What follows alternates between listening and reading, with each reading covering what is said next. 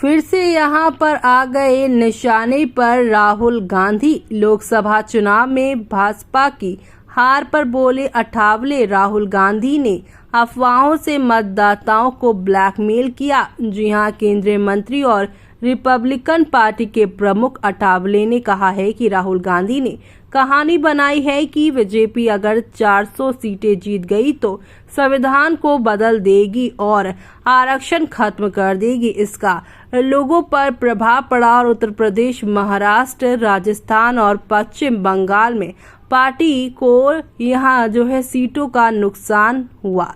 तो चलिए अब जानेंगे खबर विस्तार से। तब तक आप हमारे चैनल टीसी न्यूज चैनल को लाइक एंड सब्सक्राइब करना ना भूलें।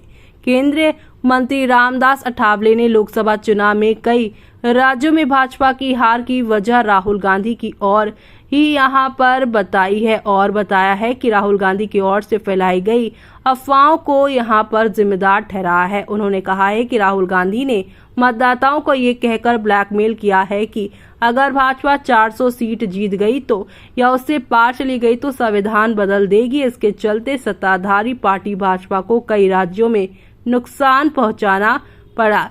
जी हां, यहाँ पर अठावले का कहना है कि राहुल गांधी ने फेक नैरेटिव सेट करने की कोशिश की है। केंद्रीय सामाजिक न्याय और अधिकारिता मंत्री रामदास अठावले अपने मंत्रालय की योजनाओं की समीक्षा करने गुजरात आए थे। उन्होंने कहा है कि तमाम अफवाहों के बाद भी प्रधानमंत्री मोदी की जीत हुई और यहाँ 292 सीटों के स्पष्ट बहुमत के साथ भाजपा के नेतृत्व में राष्ट्रीय लोकतांत्रिक गठबंधन ने सरकार बनाई। उन्होंने कहा है कि 2019 के लोकसभा चुनाव में भाजपा को 303, एनडीए को यहाँ पर लगभग 350 से ज्यादा सीटें मिली थी। सरकार के 5 साल के काम के आधार पर प्रधानमंत्री मोदी ने अब की बार 400 पार का नारा दिया था। प्रधानमंत्री को हराने के लिए विपक्ष एकजुट हुआ।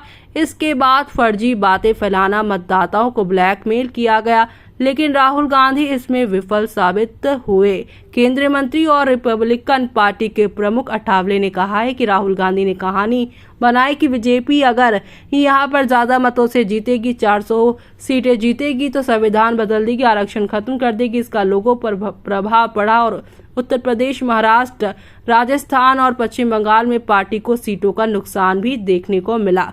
उन्होंने दावा किया है कि पीएम संविधान को अपनी मां मानते हैं और भाजपा एनडीए इसे कभी भी बदलने की नहीं देंगे। साथ ही मोदी सरकार अपने 5 साल पूरे करेगी। उन्होंने राहुल गांधी को नेता विपक्ष बनने पर बधाई दी।